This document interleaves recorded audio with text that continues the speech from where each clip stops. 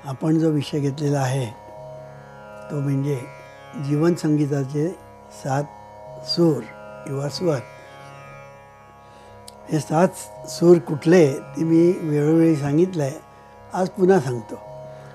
पहिला सूर म्हणजे जग, दुसरं म्हणजे कुटुंब, तिसरं म्हणजे शरीर, चौथं म्हणजे इंद्रिये, पाचवं म्हणजे बहिर्मन, सहावं अंतर्मन आणि सातवं म्हणजे परमेश्वर.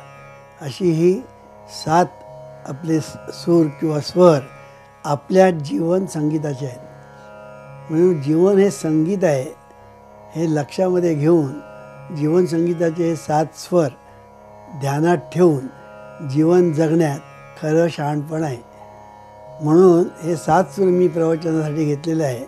त्यापैकी सुरुवात आपण जी केली ती परमेश्वरापासून. याचं एकच कारण की परमेश्वर हा जो विषय आहे, हा विषय बहुतेक लोकांना नीट समजत नाही, कळत नाही. त्याबद्दल पुष्कळ लोकांचे खूप गैरसमज आहेत. आणि हे सगळे गैरसमज दूर करण्यासाठी आणि परमेश्वर आहे का या प्रश्नाचं उत्तर देण्यासाठी सुद्धा हा विषय मी घेतलेला आहे. सुरुवातीला परमेश्वर या विषयावर आतापर्यंत बरीच आपण प्रबोधनं केली आणि त्याच्यातून मी पुष्कळसं परमेश्वराबद्दलचं मार्गदर्शन केलं. परमेश्वर हा विषयच असा आहे की किती बोललं ना तरी असं वाटतं की आणखीन खूप सांगावं, असा तो विषय आहे. कारण परमेश्वर हा विषय खूप महत्त्वाचा आहे. आपल्या जीवनामध्ये जेवढ्या समस्या आहेत, अडचणी आहेत, संकट आहेत, विपत्ती आपत्ती आहे, त्याला मूळ कारण जर शोधायला गेलं ना तर परमेश्वराबद्दलचं अज्ञान आहे. आता हे मी सांगितल्यानंतर लोकांना आश्चर्य वाटेल की आमचा आणि परमेश्वराचा संबंध नसला तरी आमचं जीवन चाललेलं आहे. आता नास्तिक लोक परमेश्वर मानतच नाहीत, त्यांचं जीवन चाललेलं आहे. गंमत अशी आहे, कोण मानतो आणि कोण मानत नाही हा इथे प्रश्नच नाही. कळलं की नाही?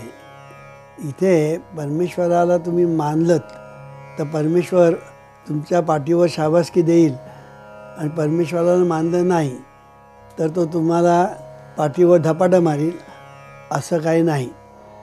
कारण परमेश्वर मी मागणे केव्हा नाही तर तो 2 प्रकारे आपल्या जीवनामध्ये नांदत असतो.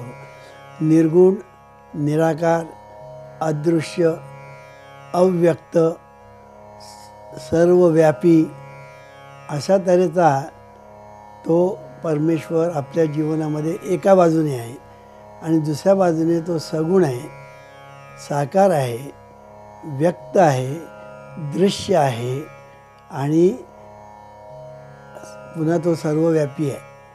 आता हा जो सर्वव्यापी जो आहे ना, हा सर्वव्यापी अव्यक्त प्रांतातला तो वेगळा आणि व्यक्तातला वेगळा.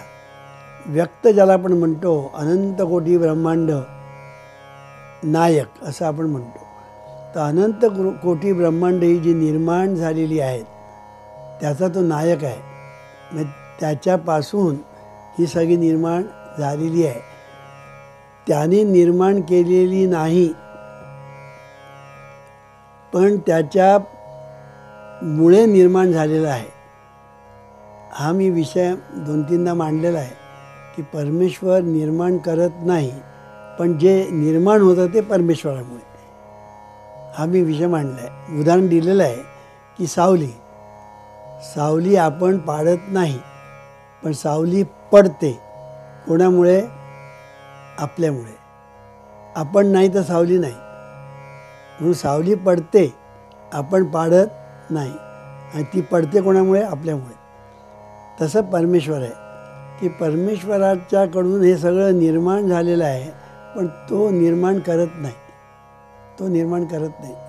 ही गोष्ट एकदा लक्षामध्ये आली की अनेक प्रश्नांची उत्तरं आपल्याला मिळतात. आज जगामध्ये दुःख आहे, म्हणजे देव आहे की नाही हा वादाचा विषय. पण जगामध्ये सर्व ठिकाणी दुःख भरलेलं आहे ह्याच्यासाठी वाद करायला नको. कारण ते सर्व संतांनीच लिहून ठेवलेलं आहे जगी सर्व सुखी असा कोण आहे, विचारे मना तुची शोधोनी पाहे म्हटलेलं आहे ना. तर सांगायचा मुद्दा असा की दुःख सर्व ठिकाणी भरलेलं आहे. जर हॉस्पिटलमध्ये जाऊन बघितलं, कुठल्याही हॉस्पिटलमध्ये जाऊन बघितलं ना, तर जगामध्ये किती दुःख आहेत, किती प्रकारची दुःख आहेत, त्यालासुद्धा तोड नाही. तर जगामध्ये एवढं सगळं दुःख भरलेलं आहे हे आपल्याला सगळ्यांना अनुभवाला आहे. म्हणजे जगात दुःख आहे की नाही याला वाद नाही, पण जगात देव आहे की नाही याचा वाद होऊ शकतो. म्हणून हे जे दुःख जे बहुतेक प्रसंग आपल्या जीवनामध्ये निर्माण होतात, त्यापैकी बहुतेक म्हटलं याचं कारण 99% दुःख आपल्या जीवनामध्ये जे निर्माण होतं ते देवाच्या अज्ञानामुळे. परमेश्वराबद्दलचं जर ज्ञान झालं, देवाबद्दलचं जर ज्ञान झालं, अगदी मी साक्षात्कार म्हणत नाही, साक्षात्कार म्हणजे अजून बहुत दूर, पण त्याच्याबद्दलचं यथार्थ ज्ञान कळलं की नाही. यथार्थ ज्ञान ज्याला आपण परोक्ष ज्ञान म्हणतो. शास्त्रामध्ये त्याला 2 शब्द आहेत, एक परोक्ष ज्ञान आणि एक अपरोक्ष ज्ञान. अपरोक्ष ज्ञान म्हणजे ज्याला आपण साक्षात्कार म्हणतो ते अनुभवाचं, आणि परोक्ष ज्ञान म्हणजे शाब्दिक. शाब्दिक म्हणजे शब्दाने तुम्हाला सांगणं, शब्दाने परमेश्वराच्या जवळ नेणं. कारण मी नेहमी सांगत असतो की सद्गुरूंची प्रवचनं जर नीट ऐकली, नीट हा शब्द जरा अंडरलाईन करायचा. कारण लोक ऐकतात, पण ते कसं ऐकतात, जीवाचा कान करून ऐकत नाही. कळलं की नाही. मी जेव्हा प्रवचन ऐकायला जात होतो ना, तेव्हा मी माझी गोष्ट सांगतो. मी प्रवचन जेव्हा ऐकायला जात होतो दुसऱ्यांची, तेव्हा मी जीवाचा कान करून ऐकत होतो. मी प्रवचन झाल्यानंतर मला जर विचारलं आता तू कुठे आहे म्हणून तर मला पटकन सांगता येणार नव्हतं. कळलं की नाही. आज का दिवस काय हे सांगू शकत नव्हतं, इतका मी तल्लीन होऊन ऐकत होतो. असं प्रवचन तल्लीन होऊन ऐकलं पाहिजे. मनात त्यावेळेला दुसरे विचार येता कामा नयेत. दुसरे विचार मनात आले ना की माझं बोलणं तुम्हाला ऐकायला येणार नाही. कळलं की नाही. तुमच्या मनात दुसरे विचार आले ना, आता पुष्कळ वेळेला काय होतं, आम्ही जेव्हा परमेश्वर या विषयावर बोलतो त्यावेळेला काय काय आम्ही धक्के देत देत बोलत असतो. जे लोकांना कधी माहिती नाही असे सिद्धांत आम्ही जेव्हा सांगतो तेव्हा लोक विचार करायला लागतात. अरे मग आपण इतकं वाचलं होतं, आपण ते ऐकलं होतं, मग आता हे वेगळं सांगतं. असं विचार करायला लागलं ना की माझं पुढलं प्रवचन तुम्ही ऐकत नाही, आणि मग गैरसमज घेऊनच तुम्ही घरी जाता. म्हणून मी नेहमी सुरुवातीला सांगतो, बहुतेक अलीकडे मी सांगत नाही, पण पूर्वी मी पहिलं सांगायचो की तुमची कोरी पाठी ठेवा आणि ऐका, आणि मग घरी गेल्यानंतर मग काय वाद आणि विवाद आणि पॉईंट काय काढायचे असतील ते नंतर. असो, तर ऐकलं पाहिजे. कसं तल्लीन होऊन ऐकलं पाहिजे की प्रवचन सद्गुरूंचं, कळलं की नाही, ते जर अत्यंत जीवाचा कान करून जर ऐकलं ना तर जवळजवळ 85% काम आपलं होतं. 85%. 15% जे राहिलं ना ती साधना, सद्गुरूंनी दिलेली साधना. कळलं की नाही. 85% तुमचं काम होतं. कळलं की नाही. ती साधना, आणि ती पुन्हा साधना कशी झाली पाहिजे. सद्गुरू हाच देव, ते सांगतात तो वेद, त्यांचा लागावा वेद, त्यांचं लागावं वेड. वेड म्हणजे आवड. सद्गुरू मी जेव्हा म्हणतो त्यावेळेला एक गोष्ट लक्षात ठेवली पाहिजे की सद्गुरू म्हणजे सामान्य जे आपण म्हणतो ते नव्हे, तर शाब्दे परेच निष्णात असे सद्गुरू, त्यांच्याबद्दल मी बोलतो आहे की त्यांचं प्रवचन, त्यांचं प्रबोधन, त्यांचं श्रवण जर आपण तल्लीन होऊन ऐकलं ना तर आपलं 85% काम होतं. 85%. आणि 15% जे आहे, 15% जे आहे ते साधना. पण ती साधना कशी व्हायला पाहिजे. मगाशी सांगितल्याप्रमाणे सद्गुरू हाच देव, ते सांगतात तो वेद, प्रमाण तिकडे मानायचं किंवा सद्गुरू सांगतात ना, मग ते प्रमाण. कळलं की नाही? सद्गुरू जे सांगितलं ते प्रमाण. मग पण त्यावेळेला सुद्धा जर मनात काही प्रश्न निर्माण झाला तर विचारायला हरकत नसते. कळलं की नाही? कारण सद्गुरूंना विचारलंच पाहिजे, प्रश्न विचारलेच पाहिजे, नाही तर दुसऱ्या कोणाला विचारून काय उपयोग. आता आमच्या मंडळामध्ये काय काय वेळेला काय होतं, एक साधक आहे ना, तो दुसऱ्या साधकाला विचारतो प्रश्न.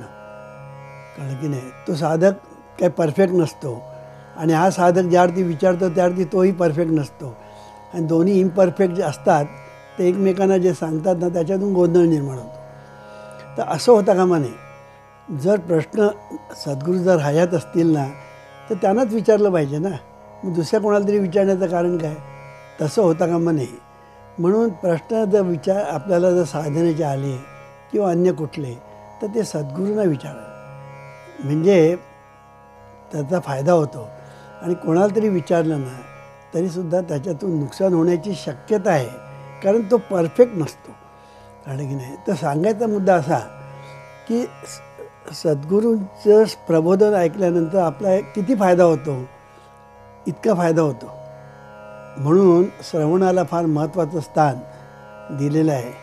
आपल्या नवविधा भक्तीमध्ये श्रवण महत्त्वाचं. इतकंच नव्हे तर ज्ञानेश्वर महाराजांनी म्हटलेलं आहे. ते काय म्हणतात ज्ञानेश्वर महाराज, मंत्रेची वैरी मरे तरी का वायाची बांधावी कटारे, रोग दूध साखरे जाय तरी निंब का सेवावा, तैसा मनाचा मार न करता इंद्रिया दुःख न देता मोक्ष असे आहेता श्रवणाची माझी, असं म्हणते. म्हणजे श्रवणाचं किती महत्त्व सांगितलं आहे. मी त्यांनी तुम्हाला वाटतं 100% म्हटल्यासारखं वाटतं. म्हणजे त्यांनी जर आपण विचार जर केला या ओवीचा तर जवळजवळ 100% काम श्रवणाने होतं असं ज्ञानेश्वर महाराजांना म्हणायचं आहे की काय असं वाटतं. पण थोडीशी साधना ही पाहिजेच. साधना नसेल तर गंमत अशी आहे की कळणं आणि वळणं या दोन गोष्टी भिन्न आहेत. कळणं ठीक आहे, पण वळणं जे आहे ना ते महत्त्वाचं आहे. कारण आपल्याला जे वळण पडलेलं आहे आपल्या मनाला, बुद्धीला, चित्ताला जे वळण पडलेलं आहे ना ते वळण बदलून इष्ट वळण देण्याचं काम सद्गुरू करतात. कळलं की नाही? म्हणून ती साधना असते, ती साधना असते. आणि म्हणून ती साधना कळणं आणि वळणं याच्यामध्ये जो पूल आहे तो पूल ओलांडण्यासाठी जी साधना, ती साधना महत्त्वाची असते. म्हणून माझं स्वतःचं मत असं आहे की 85% प्रबोधन आणि 15% राहिलेली आहे ती साधना जर केली तर तुम्ही साक्षात्कारापर्यंत जाऊ शकता. आणि म्हणून ह्याच्यासाठी सद्गुरूंचं प्रबोधन जीवाचं कान करून ऐकलं पाहिजे. जीवाचा कान हा आपल्या मराठीमधली ती म्हण आहे, जीवाचा कान करून ऐकलं पाहिजे. तर सांगायचा मुद्दा असा की परमेश्वर हा जो विषय आहे हा विषय हा अत्यंत महत्त्वाचा विषय आहे. त्याच्याबद्दलचं जे अज्ञान आहे त्या अज्ञानामुळे आज जगामध्ये सर्व प्रकारच्या समस्या निर्माण झालेल्या आहेत. सर्व A to Z. कळलं की नाही? A to Z ज्या समस्या आहेत त्या परमेश्वराच्या अज्ञानामुळे. आता नास्तिक म्हणतात परमेश्वर नाही, हे त्यांचं अज्ञान आहे. हे त्यांचं अज्ञान आहे. कारण काय, त्यांना कोणी हे परमेश्वर म्हणजे काय तुम्ही समजता तो परमेश्वर किंवा लोक समजतात तो परमेश्वर वेगळा, खरा परमेश्वर वेगळा आहे. आता लोक काय समजतात, गणपती, शंकर, विठ्ठल, दत्त, देवी वगैरे वगैरे वगैरे जे आहेत. आपल्या हिंदू धर्मामध्ये देव असंख्य आहेत. कळलं की नाही? त्यांची नावंसुद्धा किती असंख्य आहेत. आपल्याला निन्या ठिकाणी आपण जेव्हा जातो ना तेव्हा ती नावं आपण ऐकल्यानंतर आपल्याला आश्चर्य वाटतं. कळलं की इतकी नावं वेगवेगळी आहेत, त्या देवाचीच नावं. पण ते निन्याय स्वतःला असं समजतात की हे निन्याय देव आहेत. हे जे भक्त आहेत ना ते असे समजतात की आपला देव हा, त्यांचा देव तो. कळलं की नाही? अशा तऱ्हेचं एक चुकीच्या समजुती सगळ्या झालेल्या आहेत. म्हणून जीवनविद्या काय सांगते आणि खरं तत्त्व काय आहे की परमेश्वर एकच आहे.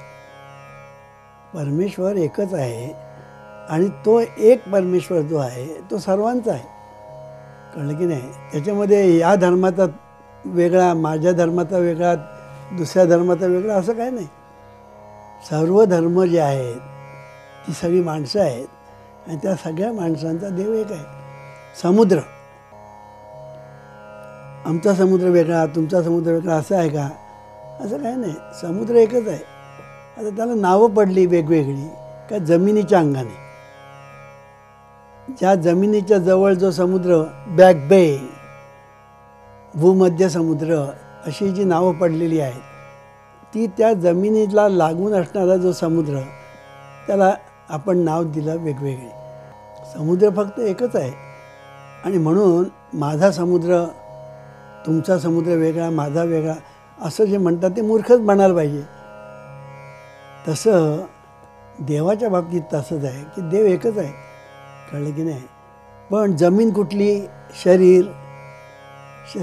शरीर आपण म्हणतोच की नाही, माती म्हणतो की नाही, म्हणजे पृथ्वी तत्व म्हणजे शरीर. तर या शरीराला लागून जो देव तो आपण म्हणतो हा देव माझा, असं झालेलं आहे. कळलं की नाही? तर सांगायचा मुद्दा असा की प्रत्येकाने आपापला देव वेगळा मानला. मग काही संघटना झाली, ग्रुप झाले, मग त्या ग्रुपचा आणखी मोठा ग्रुप झाला, मग त्याला मग धर्माचं रूप आलं. कळलं की नाही? मग त्याच्यातून कर्मकांड आलं. कोण नमाज पढतो, कोण आरती करतो, कोण प्रार्थना करतो, कोण भजन करतो, कोण पारायण करतो. असे निनाळे उपासनेचे निनाळे मार्ग निर्माण झाले. पण देव एकच आहे हे लोक विसरले. कारण की तुम्ही तुमचे उपासनेचे मार्ग वेगळे वेगळे असू दे ना, बिघडलं कुठे? सगळ्यांनी कोबीची भाजी खाल्ली पाहिजे असं आहे का? तुम्ही कोबीची भाजी खा, मी कॉलीफ्लॉवरची भाजी खाईन, ते वांग्याची भाजी खातील. मी भाजी खातो तीच तुम्ही भाजी खाल्ली पाहिजे हा आग्रह म्हणजे मूर्खपणाचा कळस. तसा आज झालेला आहे की आमचा देव खरा, आमचा धर्म खरा असं जे मानलं जातं ना, आणि तुमचा धर्म खोटा, तुमचा देव खोटा हे जे सांगितलं जातं ना, हे सांगणारे जे आहेत ना तेच अडाणी आहेत. ते अडाणी आहेत. त्यांना देव म्हणजेच काय माहीत नाही असं नाईलाजाने म्हणावं लागतं. मग खरा देव एकदा कळला ना, देव एकच आहे. कळलं की नाही? तो निर्गुण आहे, निराकार आहे, अदृश्य आहे, अव्यक्त आहे, सर्वव्यापी आहे, असा तो आहे. त्याचप्रमाणे विश्वरूपाने पण तोच आहे. विश्वामध्ये जे जे काही आहे ना ते तोच आहे. विश्वामध्ये जे निसर्ग निर्मित असं जे विश्वामध्ये जे काही आहे ना ते सर्व तोच आहे. त्या रूपाने तोच आहे. कारण का तक्रार केली ना काही लोकांनी, देवा तू निर्गुण आहे, निराकार आहे, तू आम्हाला दिसत नाही, तू अदृश्य आहे, अव्यक्त आहे, आम्हाला दिसत नाही. रडू नको, मी व्यक्त होतो. आणि तो व्यक्त झाला. आता विश्वात्मके देवे येणे वाघ यज्ञ तोषावे म्हटलं आहे ना, विश्वात्मके देवे म्हटलं. हे विश्व जे आहे ना, हे विश्वच रूपाने परमेश्वर प्रगट झाला. म्हणून एके ठिकाणी म्हटलेलं आहे तुकाराम महाराजांनी,